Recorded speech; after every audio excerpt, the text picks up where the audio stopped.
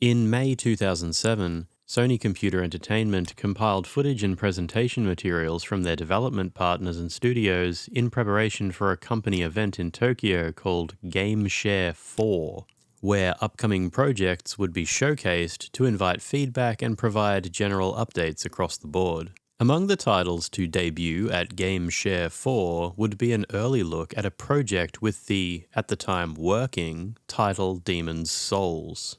This particular segment, which would introduce and explain the concepts of Demon's Souls to GameShare attendees for the first time, comes in the form of a Microsoft PowerPoint slideshow, which is accompanied by an English language voiceover script, as well as a short movie file, which is intended to be shown at a certain point during the presentation. With that said, let's take a look through the slides and accompanying notes, from which I will now read. Good afternoon and konnichiwa. I'm Daisuke Ishidate from Japan Studio PD3. It is my pleasure to present to you one of our key title, Demon's Souls. We are aiming to make it as a worldwide blockbuster. Our purpose in this presentation is to introduce the software and to get as much reactions and inputs as possible from all regions. The title is dedicated to PS3 and will be distributed on a Blu-ray disc. It's developed by From Software, who developed the real-time 3D classic Kingsfield series. Genre is real-time action RPG, and the milestones are set for worldwide release. High concept: in the depths of lone darkness, feel the warmth of life. You, alone, enter in the dark ruins to bring back the souls of your dead company. Fields are ruined castle, lone wasteland, and other cursed locations. Enemies, twisted mutants and creatures, bosses, gigantic chaos beyond the knowledge of this universe. All these monsters and environments are presented in photorealistic quality. To increase the reality, sounds and music are carefully set. Basically, you hear only the environmental sounds, sounds of your footsteps, scream of a creature, and an arrow skimming your face. Yet, you are not alone. As you explore, you will encounter the mysterious entities, ghosts. They are the shadows of the other players. There are two types of the ghosts. Once a player is dead, their death scene is recorded in the location. When another player comes in, they can see it to learn what occurred to a miserable pioneer.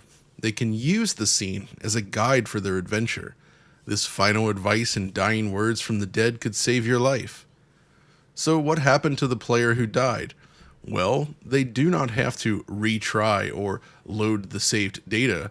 Their adventure continues as a ghost, and they will strive to regain their abilities. They appear as a phantom in the field for other players on the same server. You can summon these wandering phantoms to help your mission.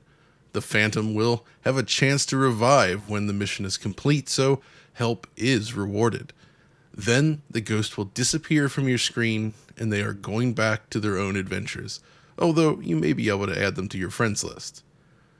The game will give you two strong impressions. The adventure is lone and tough, but at the same time, you are not alone. This is the game for core real-time RPG fans. Now let's briefly review the existing RPG games. We roughly divided them into two general categories: online multiplayer RPG and offline single-play RPG. Online RPG is popular in US and PAL region, especially, and it's fun, but you have to spend too much time on it just to grow your character. Also, you cannot achieve anything by yourself. The further you go into the game, the harder the game becomes, and the more you must rely on support from other people. You cannot progress at your own pace, and you may end up like this. Offline RPGs have the funds in Japan region, and you can play it at your own pace, and you do not have to care about other players, but the player basically only follows the story and does not create their own. This is how we solve it. Based on a solid action-oriented RPG, we added the advantages from network RPG. There comes the ghost system. Although this is the single-player RPG, you will meet other players as ghosts in your game world, and because their actions are unpredictable, the changes they create are unique to the game world. Everything you see in Demon's Souls is different from what other players will see. It will bring one-time only experience to single-player RPG. We achieved it by featuring users as the source of encounter and changes in the world. In other words, gameplay of other players will affect your world and vice versa. We believe this is a form of Game 3.0. The ideas are good, but how good is the appearance? How is the graphical quality? I'm happy to present to you the prototype demo movie of the game. Even though features are not implemented yet and graphic quality is 60 to 70% to the final, I believe it gives you some sense of look and feel of Demon's Souls.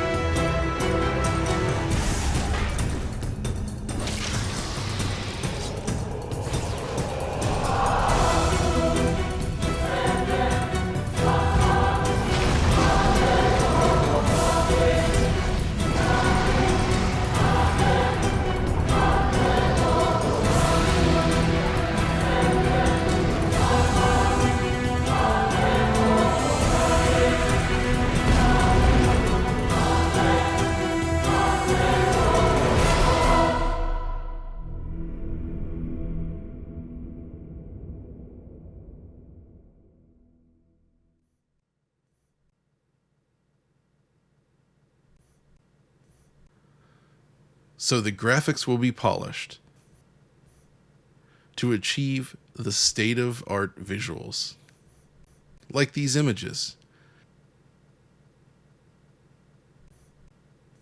Here are our milestones. We have just finished the prototype phase in March, and certainly have room to implement your ideas.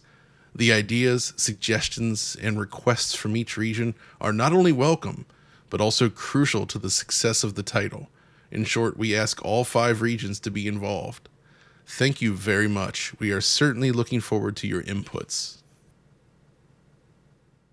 Having reached the end of the presentation, we saw 3 very early pieces of concept art for Demon's Souls, and we've learned how great a role the innovative network gameplay system played in these early stages of design. Moving away from that, we can reflect specifically on the movie we were shown, which according to the milestones slide, demonstrates a version of Demon's Souls that was still in a prototype state. We see for the first time how the early plans for an option to play Demon's Souls from a first-person perspective would have looked. Beyond this, various creatures that went unused in the final version of the game populated this early demonstration area, which of course would end up being transformed into the tutorial zone for the finished product. Furthermore, the player character operated on a somewhat different movement system, with the character always facing wherever the camera is pointing and the left stick being used for strafing and backstep, similar, deliberately, to the Elder Scrolls Oblivion's third-person control scheme. This entire paradigm was of course later replaced with the free movement and lock-on toggle system, which has gone on to become a key element of the genre. Thank you for watching. I hope you enjoyed this look at such an early piece of Demon's Souls' history. If you'd like to make a small donation to support the ongoing documentation taking place on this YouTube channel, you can do so by clicking the thanks button below this video, or you might choose to become an ongoing supporter by clicking the join button, just as the people seen on screen now have chosen to do. Either way, thank you for watching, I'll see you next time.